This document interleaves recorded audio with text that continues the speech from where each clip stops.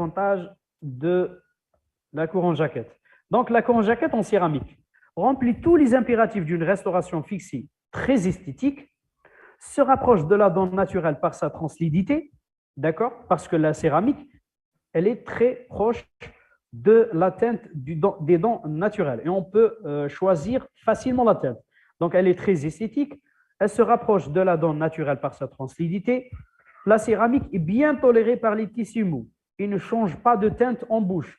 D'accord? Ce n'est pas comme la résine. Elle change de couleur. D'accord? Donc, la céramique ne change pas de couleur. Maintenant, les avantages de la couronne jaquette en résine. La résine acrylique a une grande élasticité par rapport à la céramique et elle absorbe les chocs. D'accord? Si, par exemple, vous avez un malade qui se présente pour une centrale, d'accord, une centrale, et qui a la dent antagoniste, ou bien la centrale antagoniste, elle est abrasée. À ce moment-là, c'est l'indication d'une couronne en résine. Pourquoi? Parce que la céramique, elle est trop dure et elle va favoriser l'abrasion de la dent antagoniste. D'accord? C'est pour ça qu'on dit que la résine acrylique a une grande élasticité par rapport à la céramique. En plus, elle absorbe les chocs. Elle absorbe les chocs. D'accord? La couronne céramique, elle transmet directement les forces ou la pression aux parodontes. D'accord? Donc la dent, directement aux desmodantes. Par contre, la résine, non. Elle absorbe les chocs, c'est-à-dire elle ne transmet pas directement la pression aux desmodantes. D'accord? Maintenant, le deuxième avantage de la couronne résine, c'est elle se peut mettre sous de faibles épaisseurs, d'où la taille sera moins mutilante. C'est-à-dire, avec la résine, on peut réaliser une couronne, par exemple, plus fine de 2 ou 3 mm. Par contre, la résine, non. La céramique, plutôt, non. La céramique, elle se casse. D'accord? La céramique, il faut respecter certaines dimensions, sinon elle se casse. Par contre, la résine, non, elle est élastique. C'est-à-dire, on taille la dent, on taille une taille minime de la dent, et on peut réaliser la couronne en résine. Par contre, pour la céramique, non. Il faut tailler un épaulement, ce sera de 1,2 à 1,5 mm. Sinon, on ne peut pas. D'accord? Donc, c'est parmi les avantages de la couronne en résine, c'est qu'elle est élastique, elle absorbe les chocs et elle permet de faible épaisseur, c'est-à-dire elle est efficace sous de faible épaisseur. D'accord? Maintenant, les inconvénients. Quels sont les inconvénients de la couronne jaquette en céramique? Préparation délicate à réaliser, comme je viens de le dire. Donc, préparation délicate, c'est-à-dire difficile, surtout sur la face vestibulaire, on doit réaliser un épaulement. Le deuxième inconvénient, c'est que la réalisation au laboratoire nécessite un technicien expérimenté et matériaux spécifiques, c'est-à-dire un four céramique, un technicien, je ne sais pas, glaçage, la céramique, ça coûte cher, le technicien, il doit être expérimenté, d'accord? Donc, réalisation en laboratoire nécessite un technicien expérimenté et des matériaux spécifiques. D'accord? Indication.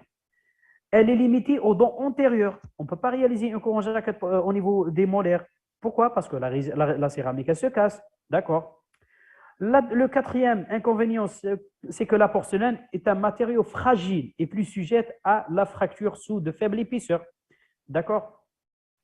Ensuite, comme inconvénient aussi, la céramique, elle a une difficulté relative de la reproduction de la teinte des dents naturelles. D'accord? Donc, des fois, on a des teintes limitées. Par exemple, le malade, il vient avec une teinte des dents naturelles, par exemple un fumeur ou bien un tabachiqué, d'accord? Il vient avec une couleur de, par exemple, entre le D et le B, d'accord? Donc, on ne peut pas, avec les difficultés, avec les teintes qu'on a, d'accord, dans le coffret, des fois, on ne peut pas réaliser la teinte idéale, on ne peut pas atteindre la teinte idéale du malade, d'accord? Donc, pour la reproduction de la teinte idéale, c'est difficile avec la céramique. Elle est onéreuse, d'accord? Ralia, ça coûte cher. La couronne jaquette entièrement en céramique est peu résistante. Actuellement, la céramique est renforcée par de l'alumine ou de la zircone, ce qui la rend plus résistante, et on parle de céramo-céramique. D'accord? Donc, la céramique tout seul, elle est fragile. Maintenant, il y a des réactions ou des mélanges qui ont été faits, d'accord, ce qui rend cette céramique plus résistante. Et on peut la réaliser au niveau molaire, c'est ce qu'on appelle les couronnes ou bien les systèmes céramo-céramiques, d'accord, céramo-céramique. C'est-à-dire, au lieu de faire céramo-métallique, on met céramo-céramique. Mais ça reste du céramique, mais amélioré, d'accord, mais amélioré. Inconvénient de la coron jaquette en résine. La coron jaquette en résine présente donc une abrasion rapide du matériau et avec le temps, on aura un changement de teinte suite à une infiltration de la résine. Donc, la coron jaquette, avec le temps, elle devient, la coron jaquette en résine, avec le temps, elle devient fragile et change de couleur. Et change de couleur. D'accord. Maintenant, les indications. Les indications de la coron jaquette. Donc, elle est indiquée dans le cas de dents colorées, antérieures surtout supérieures. Donc, quand on a une dent colorée, c'est l'indication du coron jaquette. Carie importante avec échec d'un traitement endodontique, donc on doit la recouronner. Dent inesthétique, dysplasique ou dystrophique, d'accord. Dent en malposition, c'est-à-dire on va la tailler, on va la recouronner. Dent pulpée ou dépulpée, coloration de dents. Et la coron jaquette en résine est indiquée pour les jeunes patients dont la chambre pulpaire est large et chez les patients une occlusion très serrée. Pourquoi? Qui peut me répondre? Pourquoi elle est indiquée chez les sujets jeunes dont la chambre pulpaire est large? Une petite question. Pourquoi dans ce cas-là, la couronne en résine, elle est indiquée et pas la couronne céramo ou bien c'est pas la couronne jaquette? Pourquoi c'est l'indication de la couronne jaquette en résine et pas la couronne jaquette en céramique? Tout simplement parce que la couronne jaquette en céramique nécessite plus de taille. D'accord? Plus de taille. Et si la chambre pulpaire est large ou volumineuse, on peut toucher la pulpe. Et ça peut aller jusqu'à la dévitalisation. Par contre, la résine, comme je vous ai dit, on peut travailler sous faible épaisseur. Donc, ce n'est pas la peine de trop tailler la dent. D'accord? Donc, ce sera dit comme question même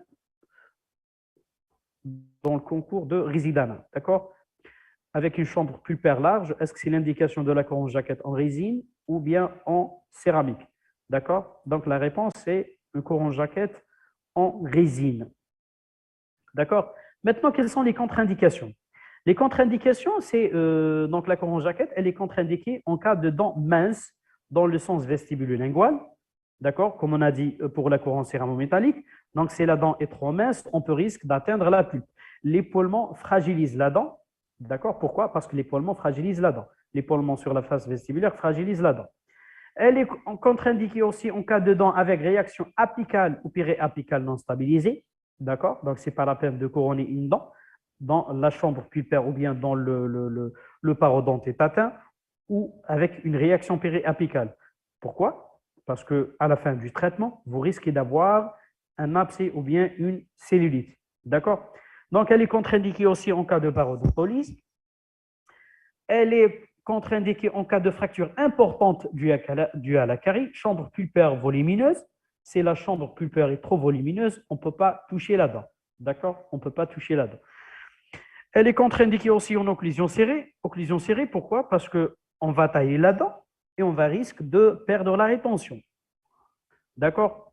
Moignon trop court, donc c'est la même chose. Dans le cas d'un moignon trop court, on ne peut pas réaliser une couronne jaquette. Ce sera un autre type de traitement, peut-être un lécor ou bien un couronne richement. Elle est contre-indiquée aussi en cas de parafonction et musculature trop développée. Musculature trop développée, on risque soit de casser la couronne ou bien d'avoir une abrasion des dents antagonistes. D'accord? Maintenant, taille de la couronne jaquette en céramique. Un examen clinique minutieux est indispensable avant de poser l'indication de couronne jaquette en céramique. D'accord? Donc, vous devez bien examiner votre malade avant d'entamer la taille. D'accord? Et vous devez poser exactement le diagnostic et le plan de traitement. D'accord? C'est-à-dire, si vous commencez la taille, vous allez vous rendre compte que vous devez dévitaliser la dent. C'est-à-dire, vous prenez la décision, par exemple, de tailler la dent et de la couronner avec une conjaquette en céramique. Ensuite, dès que vous commencez à travailler, vous allez vous rendre que vous êtes proche de la chambre pulpaire. D'accord? Donc, Naya, est-ce que vous allez changer le plan de traitement et vous allez réaliser une conjaquette en résine ou bien vous allez la dévitaliser? D'accord? Donc, avant de se trouver dans telle situation, dès le début, il faut faire un examen clinique minutieux. D'accord? Maintenant, préparation de la phase vestibulaire. Une fraise cylindrique diamantée montée sur turbine, des réunions d'orientation sont creusées sur la face vestibulaire selon deux directions, une cervicale et une incisive. D'accord? Donc, comme la couronne céramo-métallique. Voilà la direction vestibulaire, la direction plutôt incisive. D'accord? Et voilà la direction cervicale. Elle est taillée suivant deux plans. Voilà donc le plan cervical. Voilà le plan incisif plutôt. Voilà le plan cervical. Donc, c'est le plan cervical, le plan incisif. D'accord? Donc, on commence par préparation de la face vestibulaire. C'est la même chose que pour une CCM. Donc, deux ou trois réunions profondes de 1 mm sont parallèles au tiers cervical. Deux ou trois réunions profondes de 2 mm sont parallèles aux deux tiers incisifs. Voilà donc. Regardez les réunir. D'accord? Donc, il y a deux ou trois réunions parallèles au tiers cervical et trois réunions parallèles au tiers incisif. D'accord? Donc, la phase vestibulaire de la préparation doit présenter ces deux orientations afin de permettre une épaisseur du matériau compatible avec un bon résultat esthétique et sans faire courir le risque de lésion pulpaire. D'accord? Donc, voilà, Amlik, les réunir. On continue donc toujours avec la phase vestibulaire. L'extrémité de la fraise diamantée trace la limite cervicale en forme d'épaulement. Voilà l'épaulement. D'accord? Regardez, avec des mouvements de va-et-vient. Des mouvements de va-et-vient. On a éliminé les élos d'émail. Ce qu'on appelle les élos d'émail. Regardez. Regardez ici. Donc, on a réunir de pénétration. Les élos d'émail avec des mouvements de va-et-vient. Regardez ce qu'on obtient. Il a éliminé l'élo d'émail qui était ici. D'accord? Donc, avec des mouvements de va-et-vient. Il va faire la même chose. Il va éliminer le pan d'émail et il va éliminer la troisième partie de l'émail. Regardez la limite cervicale. Regardez la limite cervicale. Donc, il a commencé tout d'abord par la partie cervicale, ensuite la partie incisive. Donc, il y avait des réunions ici et ici. Regardez, il a éliminé les élos d'émail. Et voilà la préparation. Elle est juxta-gingivale et à la fin de la préparation, elle sera sous-gingivale. D'accord? Donc, préparation de la face vestibulaire. Donc, l'extrémité de la fraise diamantée trace la limite cervicale en forme d'un épaulement. La largeur de l'épaulement est de 1 à 1,2 mm et ça sera sous-gingival et perpendiculaire à l'axe de l'âne. D'accord? Donc, on a la face vestibulaire. Maintenant, réduction des faces proximales. Une fois elle a terminé avec la face vestibulaire, maintenant, les faces proximales. Avec une fraise diamantée longue et fine, on supprime donc les points de contact et les bombés proximaux en plaçant la fraise au niveau de la limite émail dentine et parallèle à l'axe de la dent. L'épaulement proximal est taillé à l'aide d'une fraise à bout plat. Regardez comment elle a éliminé le point de contact. Le point de contact, elle a taillé la face vestibulaire toujours sous forme d'un épaulement. Regardez la différence entre la CCM et la conjaquette. Pour la CCM, un épaulement au niveau de la face vestibulaire, un épaulement au niveau de la face vestibulaire et un congé au niveau de la face proximale. Par contre, pour la conjaquette, ça sera la même chose, donc un épaulement du côté proximal. Pourquoi? Parce qu'il y a un seul produit utilisé, qui est la céramique. Donc, sur la face vestibulaire, rotation automatique. Donc, la face vestibulaire, je m'excuse pour cette... Donc, pour la face vestibulaire, un épaulement, et au niveau de la face proximale, ce sera aussi un épaulement. Pourquoi? Parce qu'il y a un seul produit utilisé qui est la céramique. Ce n'est pas comme la CCM. La CCM, céramo-métallique au niveau de la face vestibulaire et un simple congé au niveau de la face proximale et la face palatine. Pourquoi? Parce qu'il y aura uniquement du métal. D'accord? Maintenant, taille de la face palatine. La réduction de la face palatine est réalisée en deux temps. Premièrement, réduction de la paroi axiale cervicale à l'aide d'une fraise à bout plat tenue parallèle à la partie cervicale permet simultanément la réduction de la face et la réalisation d'une limite en forme d'un épaulement. Donc, c'est la même chose. On a deux plans. Regardez ici. On a le plan ou on a la concavité. Donc, la face palatine, elle est divisée en deux plans. On taille de bombée ou la partie cervicale. D'accord? Et on prépare un épaulement. Toujours un épaulement. Regardez la limite, comme elle est large. Donc, un épaulement. D'accord? Donc, la face palatine, elle est taillée en deux temps. On commence par la paroi cervicale. La paroi cervicale. Regardez ici, il y a la paroi cervicale. Et on prépare un épaulement. Regardez l'épaulement qui est de 1,2 mm. Ensuite, réduction de la concavité palatine. Elle est d'une fraise olive ou d'une fraise roux. Il faut ménager un espace suffisant pour la céramique de 1 mm. Regardez la concavité de la face palatine. Donc, il y a réduction de la partie cervicale avec préparation de l'épaulement et réduction de la concavité palatine avec un espace aménagé d'un espace de 1 mm pour la céramique. Maintenant, réduction du bord incisif. Réduction du bord incisif. Donc, après la taille de la face vestibulaire et la face palatine, le bord incisif est réduit de 1,5 à 2 mm. À la fin de préparation, le bord incisif doit être biseauté. Voilà le biseautage. Voilà le biseautage. Regardez ici. Voilà le biseautage. D'accord? Voilà le biseautage. Voilà l'épaulement de 1,5 à 2 mm. D'accord? L'épaulement. D'accord? Voilà l'épaulement. Il y a le bord incisif. Il est réduit de 1 à 1,5 mm et sera biseauté à la fin de la préparation. Maintenant, contrôle de la préparation. Donc, il faut s'assurer que la réduction du moignon est suffisante pour répondre aux exigences esthétiques et mécaniques de la couronne jaquette. Le moignon doit être de dépouille et parallèle au grand axe de la dent et épaulement bien situé et continu. D'accord? Donc, pour répondre aux exigences esthétiques et mécaniques. Esthétique, la limite, c'est-à-dire on doit réaliser un épaulement et cet épaulement il doit être sous-gingival. Ça, c'est pour répondre aux objectifs esthétiques. Pour répondre aux objectifs mécaniques, c'est que la largeur de l'épaulement, elle doit être de 1 à 1,2 mm. D'accord? Sinon, la céramique, elle se casse. Sinon, la céramique, elle se casse. C'est ce qu'on appelle objectif esthétique et mécanique. D'accord?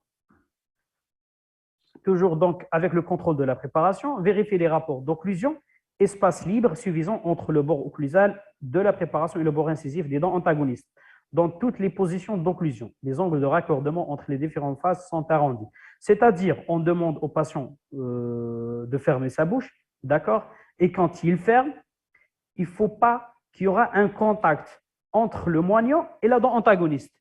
D'accord? Soit en occlusion centrée, soit lors du mouvement. C'est-à-dire, si vous demandez au patient, par exemple, de faire les mouvements de latéralité, c'est-à-dire de ramener la mandibule à droite et à gauche, il ne faut pas que le moignon se touche. D'accord? Il ne faut pas que le moignon se touche. Donc, toujours avec le contrôle, est-ce qu'il y a assez d'espace ou non? On a à droite et à gauche, on vérifie. S'il y a un contact, on doit tailler. Il ne faut pas que le moignon se touche. Il faut laisser avec l'espace pour la céramique. D'accord? C'est toujours avec le contrôle. Et on termine par finition du moignon. Donc, tous les angles vifs seront adoucis et arrondis. Fini les différentes faces et les angles de raccordement avec instruments appropriés. Le moignon est poli pour obtenir une empreinte plus fine de la préparation.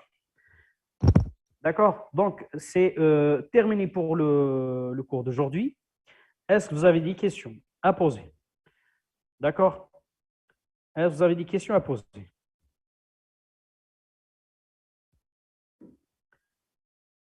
Tout est clair?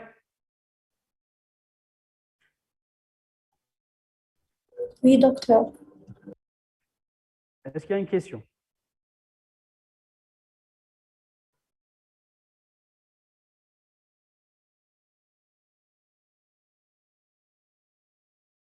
Ah, c'est Apparemment, clair? c'est clair, monsieur.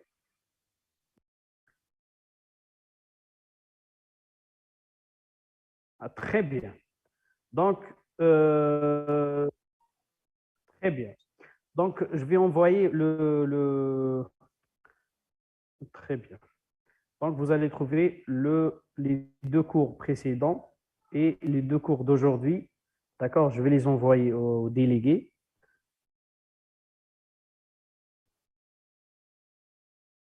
La consolidation.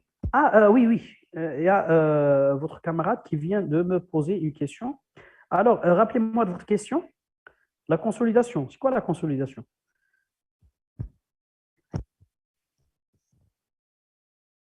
Qu'est-ce que vous voulez dire par consolidation?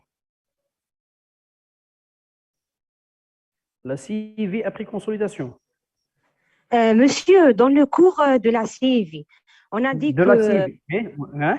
peut être réalisé sur une dent pulpée ou dépulpée après consolidation. Une dent dépulpée. D'accord? Une dent dépulpée. Si vous avez par exemple une dent dépulpée avec la moitié de la couronne, comment vous allez réaliser une couronne à la moitié de la couronne? C'est quoi la consolidation? C'est de rendre la couronne ou bien la moitié solide. D'accord? C'est-à-dire un traitement canalaire avec une reconstitution. D'accord? C'est-à-dire on comble le vide avec du composite. On fait ce qu'on appelle une reconstitution complexe, d'accord? Après consolidation, c'est-à-dire on consolide ou bien on force la couronne par rapport à la racine. C'est ça la consolidation, d'accord? Imaginez, vous avez une partie de la dent, c'est-à-dire une dent carrée avec une couronne délabrée, c'est-à-dire مكسرة باغي شوية. Comment vous allez couronner la dent? Comment vous allez réaliser la CIV? D'accord? On a la consolidation. La dent est divisée en deux parties. On a la couronne et la racine. Il faut consolider la couronne avec la racine, avec un bon traitement canalaire et avec une reconstitution. C'est-à-dire, un tenant, d'accord? Avec le tenant, on une reconstitution complexe. On va tailler avec la reconstitution complexe, la couronne avec la nouvelle couronne, pour la couronner avec une CIV. Est-ce que c'est clair? C'est clair, monsieur. Merci. D'accord? Donc, la consolidation, هذه عندك une couronne, par exemple, عندك une dent carrée, délabrée, وباقي فيها, par exemple, uniquement la moitié. هنايا, on ne peut pas la couronner, ما نقدرش نطيها ونديروا عندنا الفيد. D'accord? La reconstitution complexe, un tenant, tout d'abord, un bon trait canalaire, on va نحيو هذاك le conducteur, les deux tiers apical, les deux tiers هذوك نديروا un tenant fibré, un tenant métallique, un scropost, d'accord? ومن بعد نديروا le composite كي تكون عندنا une nouvelle dent reconstituée, هذيك la couronne automatiquement elle est fragile. Le composite parce que la moitié la couronne كامل ما كاش فيها غير الكومبوزيت. دونك هنا elle est fragile. هنا واش راح نديروا؟ On va la tailler, هذيك la reconstitution, نطيوها. Ça, c'est d'un côté, donc pour la consolider, pour renforcer la couronne. Deuxièmement, pour avoir une limite, c'est-à-dire la limite cervicale تكون مبريباريوها à l'aise. كي نطلعوا la céramique, نطلعوا plutôt la composite, نطلعوا le composite ونطيو la dent. On peut préparer la limite cervicale تاعنا. La limite cervicale نديروها سو جنجيفال, جنجيفال, CIV, donc automatiquement حتكون سو جنجيفال. كي تكون عندنا une dent مكسرة, comment vous allez tailler la limite cervicale, d'accord? Donc on dirait une reconstitution avec du composite, d'accord? On va tailler la limite, on taille comme dent saine, d'accord? Donc on a deux avantages. On a consolidé la dent, la couronne plutôt avec la racine, et on a facilité le travail. Tu le praticien, d'accord? Quand on a une couronne reconstituée avec du composite, je travaille à l'aise, on taille la limite, ou je peux aller jusqu'à sous-gingival, l'épaule montée. D'accord, qui te connaît la moitié de la dent. لا مواتي اللي فيها لا مواتي اللي فيها لا كورون. هنا تقدر طاي ودير لا ليميت سيرفيكال تاعك، ولا مواتي المكسره واش دير؟ او عندك لا راسين، لا مواتي باسكو لا دون مكسره فيها لا راسين، ولا كاينه اون باروا دو لا كورون اللي فراجيل. دونك انا واش دير؟ تطلعها بالكومبوزيت تاعك، داكور. مي هنا لا دون ما نقدرش نخليوها نصها كومبوزيت باسكو علاه يولي فراجيل. دونك انا واش ندير؟ اون فا لا رونفورسي باغ اون كورون. دونك نحكم واش عندي كومبوزيت و ايماي، نطاي لا دون تاعي، جو بريبار ما ليميت سيرفيكال، d'accord, et je travaille à l'aise. C'est ce qu'on appelle la consolidation en cas de dents dépulpées. Est-ce que c'est clair?